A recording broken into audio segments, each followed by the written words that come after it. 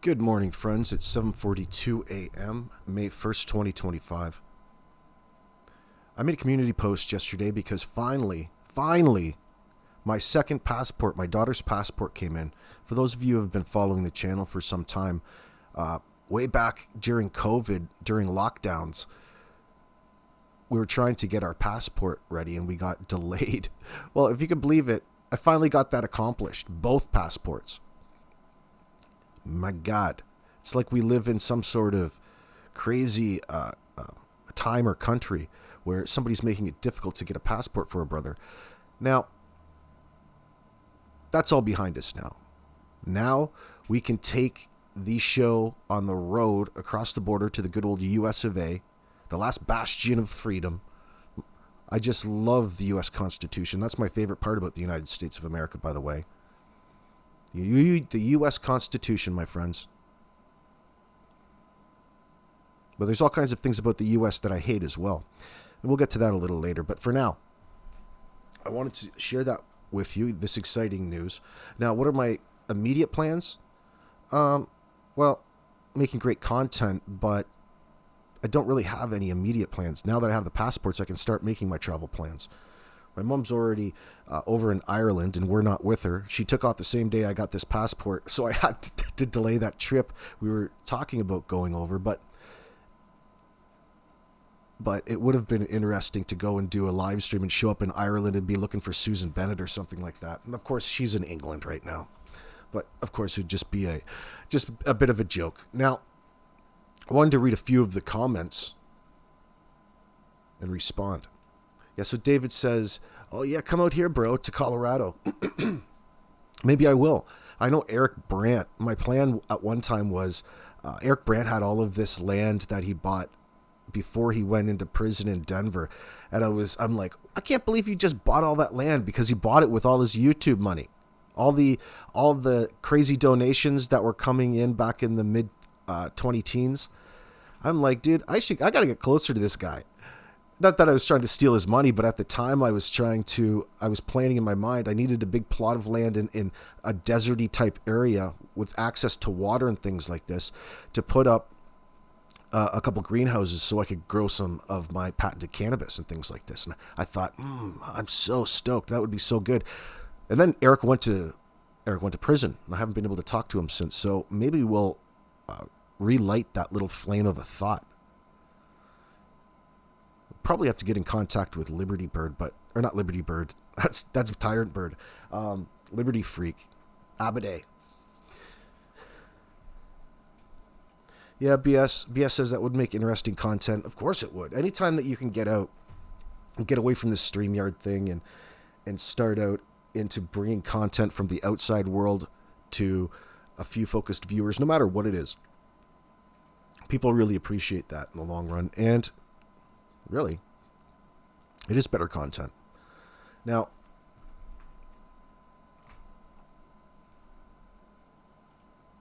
as I was looking through some of my old Andrew content yesterday, I came across one of my all-time favorites called Pandrew's New Titties.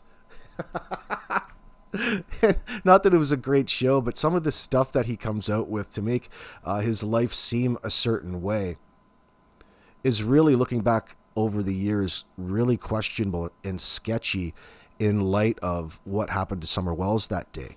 Not that he has any direct responsibility, but this whole situation, in my opinion, smells like the conspiracy to cover up the wrongdoing that led up to the circumstance and probably the cause of death, I would expect at the end of all of that. Now,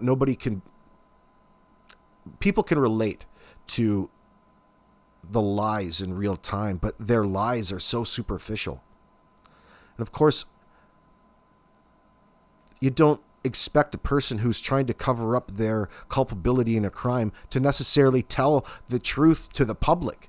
So people are easily manipulated. Andrew Hilts, Jody Sue Brown, and Andy and Candace, they all lie in the same ways about the same things.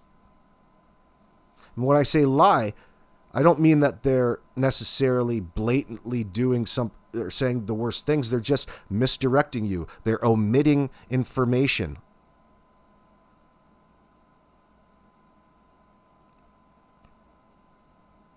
in this situation, when it comes to a missing child or a child that died under suspicious circumstances, everybody's going to be scared, especially with the new laws being passed that anybody, the dealers are going to be held accountable for the deaths they're causing.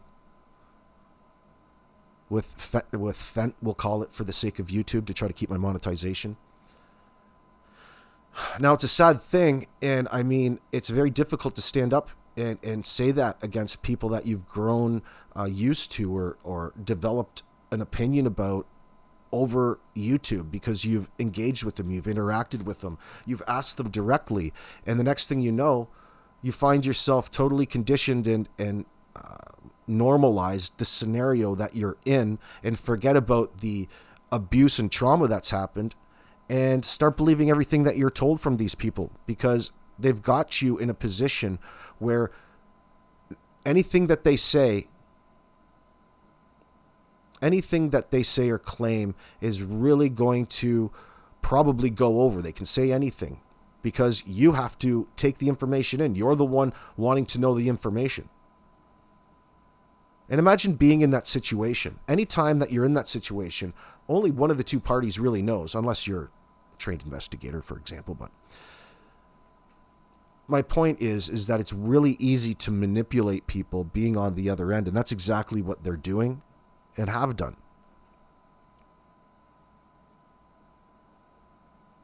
This story about Andrew, and God bless Andrew, it's not like I do this because I dislike him or I've got a bone out for it. There's no possible way that I can accept the story that's given. And that's the immediate claims about why they went down there in the first place to Kingsport from New York. And the story that he gave is just not acceptable. I reject it. It's rejected in my mind. When he's trying to give you a reason and he can't give you a reason, but gives you endless blather about this and that and can't provide anything of value or context to back up his claims, that's a problem. It doesn't mean you need to necessarily call the police, but what it does say, what you can do is just sit back and say, so he's protecting the truth in this sense. I wonder what it is he's protecting. You've constantly always got to be on the right position of that. Now, I don't think Andrew Hilts has anything to do directly with what happened to Summer, because we've got the worst of the worst on our minds, when in fact, the answers and the writing is on the wall. There's unfortunately a level of what we would consider to be neglect from the side of Don and Candace, potentially, through everything that we've come to learn about their scenarios. I mean, you get to hear everything bad, of course, yeah. But we've seen the house is in a state of disrepair. It's inappropriate for having 4 kids, and the amount of partying and drinking and things that go on there. The inappropriate relationships with the 15-year-olds, also unacceptable. And wouldn't you know it, the type of people who engage in that sort of behavior are the first to sit there and normalize it to the masses. And who would have thought that in 2025 who would have thought in 2025 things aren't getting any better when it comes to predators, we'll call them. It's getting much, much worse.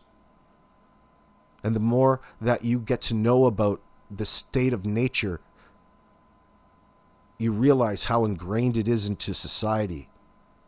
And that's really sad. And that needs constant, vigilant protection.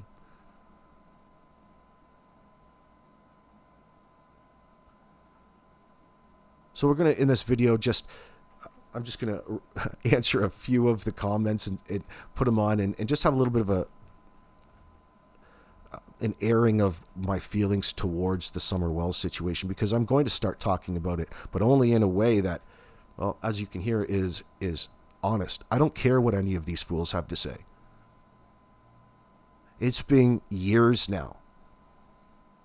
You've got an incapable sheriff's department Nobody trusts the TBI. You'd be a fool to trust the FBI.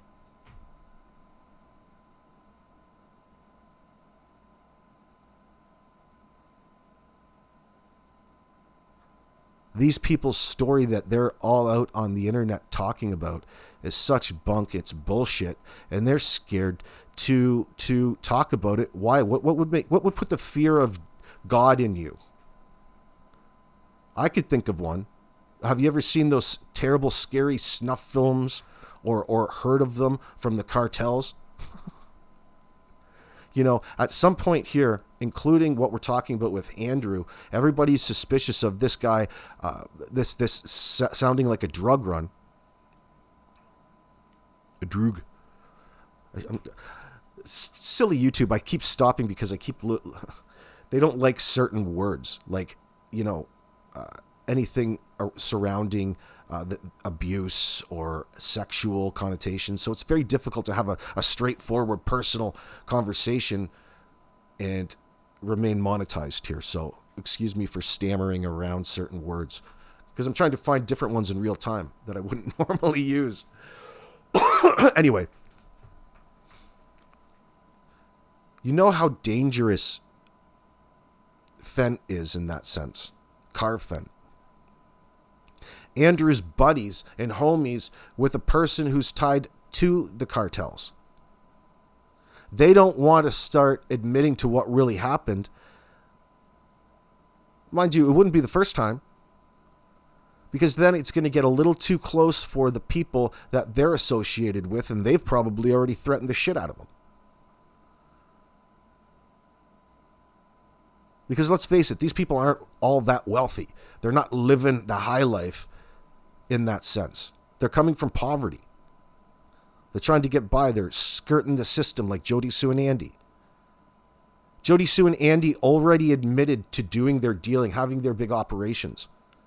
They don't know the first fucking thing about cannabis. And yet they only want you to believe that they're running around giving everybody weed. Come on. In my street experience, weed is just something that you tag along as in a bit of in your pocket. You're selling the hard stuff and probably a wide array of it. Probably selling all the precursors to different things as well that you can't get that easily in the stores. So there's probably a whole group of people in the background that by proxy to these fools could potentially be pulled into this. And that's what they're lying around in that sense.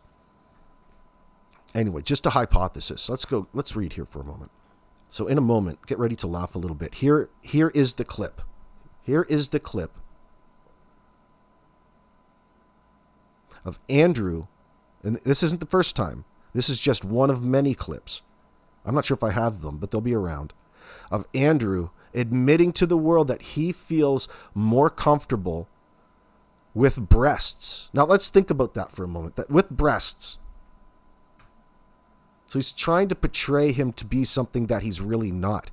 Andrew Hilts has spent countless minutes and days trying to get in front of this camera to scam people, to lie to people. And then when people start calling him out, he moves on to the next thing. It's just how he handles it. But it doesn't take away from the fact that he's still trying to scam you. Let's not forget, Andrew's known for baiting. Okay, he baited a poor gay dude he set up. He lured him into the woods, then beat him up with a stick and stole his shoes. And then the guy left and called the cops and he got caught. And I'm not holding that against him, but it shows you the type of things that he's capable of in the past. I'm not trying to vilify him. I'm trying to point out Andrew Hilts and the reason why, he brings these cockamamie claims and these new looks every so often. It's not just to pat his own little pockets, but it's the type of individual he is. So how is he away from the camera? Much of the same. Let's have a look.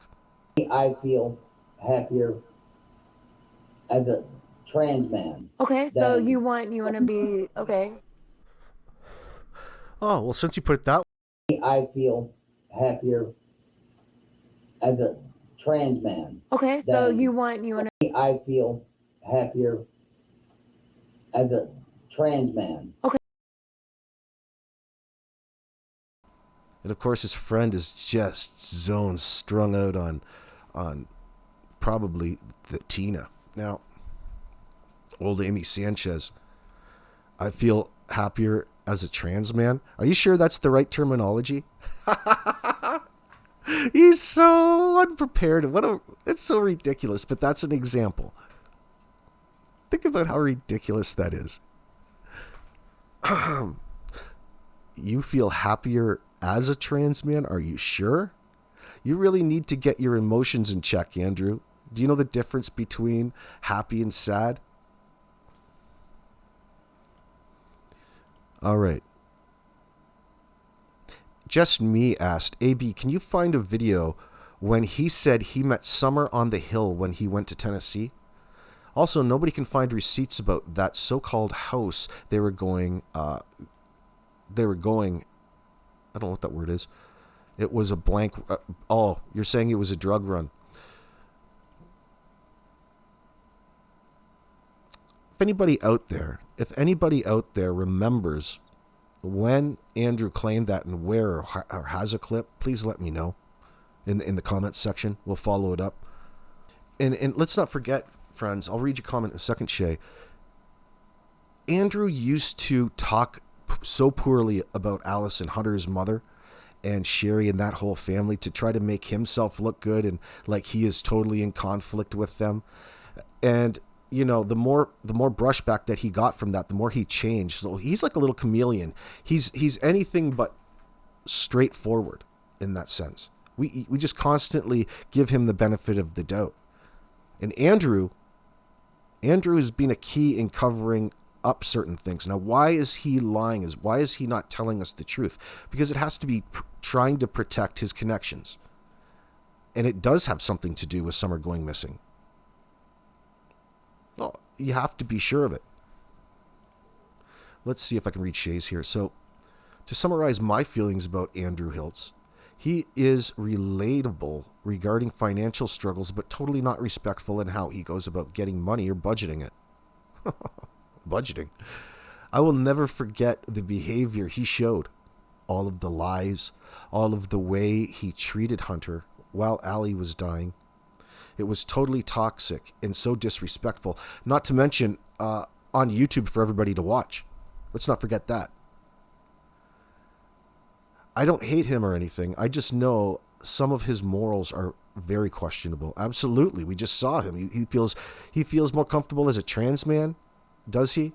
Or it doesn't matter if he was honest in that or not. Think about the type of person who lies about that in front of a camera to make himself look a certain way, to mislead the audience. What kind of person is that? Anyways, he can't be a riot to watch, or he can be a riot to watch. He's very rough around the edges, but sometimes he gets it right. I wish he would quit cussing while using Summer's name. And Andrew, or his Ghost of YouTube Past, Ghost, says, I need to hit you up, AB. I've got a few questions you might be able to answer about Pandrew. I'm probably could. But the main thing that you only need to focus on with Pandrew when you first get to know him is, why is this dude lying about his association to the Summer Wells case? Because when you put the timeline of the case together, it has to start with this drive from New York to Kingsport, in my mind.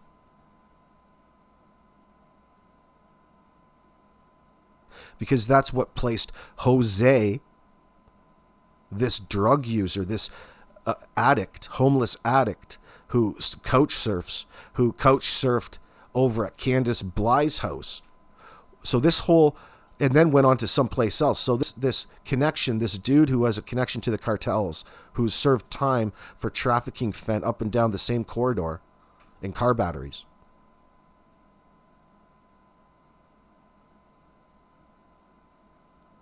Is just now a random Good Samaritan sleeping on your couch, Candace? And why is Andrew lying on his behalf? There's been no honesty with those two. They came out with the story. And they had to come up with something so people could argue over it online, distract themselves from it. But still, the question remains, why is Andrew lying? Why was Jose lying? What are they protecting? Pretty sure we know. Pretty sure we've guessed it. So in our minds, we've got to bring it to the next step.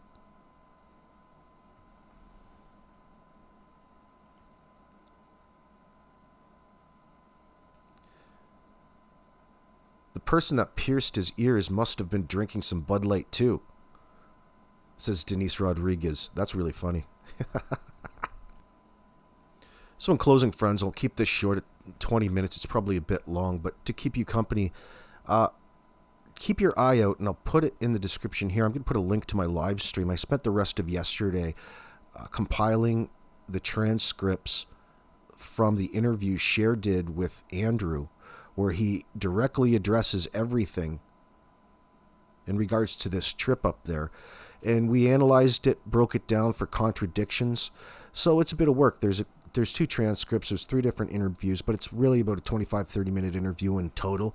But it's very interesting. It doesn't hold any weight. Andrew's constantly making excuses to back up his bullshit narrative. And the question has to be, why is Andrew being so deceitful when it comes to the Summer Wells case? What is he lying about? What is he protecting? Why do his lies line up with Jody Sue's lies, Candace Bly's? Why? Hit me up in the comments section below. Better yet, help me out for the algorithm and hit that thumbs up if you don't mind. Friends, I really appreciate you making it this far. Tell me what you think about Andrew Hilts and your experiences. Is there any clips out there that you want to see again? Let me know what you think he's hiding in regards to his trip. Do you believe it was a run for illicit substances? This Jeffy who works at Walmart, he's a high roller, it sounds like. He's just cashing out on his 401k, running around with $25,000, $30,000 in his pocket. Let me know the next time you do that, Andrew. I'll be sure to stop by.